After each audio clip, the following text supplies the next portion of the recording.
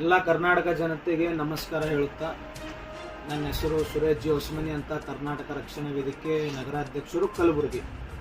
ಏನಪ್ಪ ಇವತ್ತು ವಿಡಿಯೋ ಮುಖಾಂತರ ಮಾಡೋ ಉದ್ದೇಶ ಏನಂದ್ರೆ, ಸುಮಾರು ಕಲಬುರಗಿದಲ್ಲಿ ದಕ್ಷಿಣ ಮತಕ್ಷೇತ್ರದಲ್ಲಿ ಬರುವ ವಾರ್ಡ್ ನಂಬರ್ 46 ಗುಲ್ಲಾಬಡಿ ಬಡಾವಣೆ ವಿಷಯದ ಬಗ್ಗೆ 45 ವರ್ಷ ಸುಮಾರು ಹೆಚ್ಚ ಕಮ್ಮಿ ಆಗಿದ್ರು 45 ವರ್ಷಲಿಂತೂ ಇಲ್ಲಿ ಜನಗಳಿಗೆ ಏನದ ಯಾವುದೇ ಒಂದು ಹಕ್ಕುಪತ್ರ ದೊರೆತಿಲ್ಲ.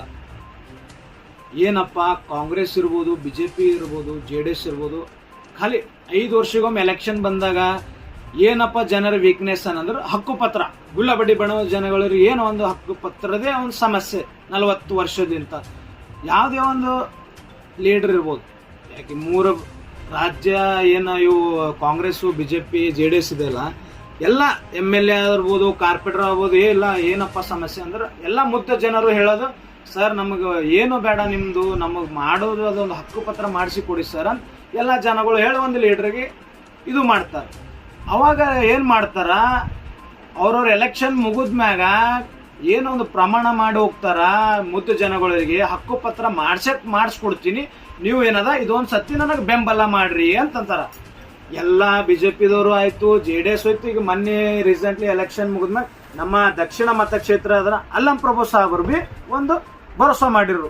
ಏನಪ್ಪ ಅಂದ್ರ, ನೀವು ನನಗೆ ಇದೊಂದು ಸತಿ ಒಂದು ಅವಕಾಶ ಮಾಡಿಕೊಡ್ರಿ, ನಿಮ್ಮ ಜನ ಸೇವೆ ಮಾಡ್ಲಾಕ್ ಕೊಡ್ರಿ ಅಂದಾಗ ನಿಮ್ಮ ಹಕ್ಕುಪತ್ರ ನಾ ಮಾಡಿಸ್ಕೊಡ್ತೀನಿ ಅಂತ ಜನರ ಮನಸ್ಸಿನಲ್ಲಿ ಒಂದು ಆಶ್ವಾಸನೆ ಕೊಟ್ಟು, ಒಂದು ಬೆಂಬಲ ಕೊಟ್ಟು ಹೋದ್ರು, ಗೆದ್ದರು, ಶಾಸಕರು ಆದರು.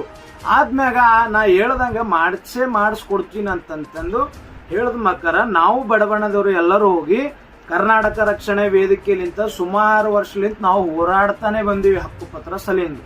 ಅವಾಗ ಮಾನ್ಯ ಶಾಸಕರು ದಕ್ಷಿಣ ಮತಕ್ಷೇತ್ರ ಅಲ್ಲಂಪ್ರಭು ಸುದಕ್ಕೆ ಸಾಬರಿಗೆ ಮನವಿ ಪತ್ರ ಕೊಟ್ಟಿವಿ, ನಮ್ಮ ಪ್ರಿಯಾಂಕರಿಗೆ ಸಾಬರಿಗೆ ಸುದಕ್ಕೆ ಕರ್ನಾಟಕ ರಕ್ಷಣೆ ವೇದಿಕೆ ಮನವಿ ಪತ್ರ ಕೊಟ್ಟಿವಿ.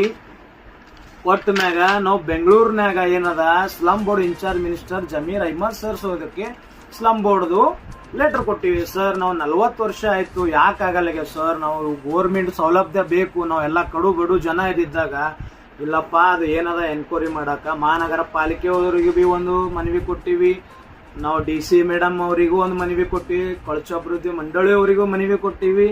ಇಷ್ಟೆಲ್ಲ ಆದ ಮನವಿ ಇದ್ರು ನಮ್ಮ ದಕ್ಷಿಣ ಮತಕ್ಷೇತ್ರ MLA ಸಾಬ್ರು ಯಾಕೆ ಗಮನ ಕೊಡಲಾಗಿರಿ? ಇಷ್ಟೆಲ್ಲ ನೀವು ಒಂದು ಭರೋಸಾ ಕೊಟ್ಟಿದ್ದೀರಿ ಸಾಹೇಬ್ರಿ, ಖಾಲಿ ಎಲೆಕ್ಷನ್ ಇದ್ದಾಗ ಇಷ್ಟೇ ಬರ್ತೀರಾ ನೀವು? ಖಾಲಿ ಜನಗಳಿಗೆ ಏನು ಬಂದಾಗ ನಾವೊಂದು ಮನವಿ ಕೊಡೋಬೇಕಾದ್ರೆ ಇಲ್ಲ ನಾ ಏನದ ಪ್ರೊಸೆಸಿಂಗ್ ಮಾಡಿಸ್ಲತ್ತೀನಿ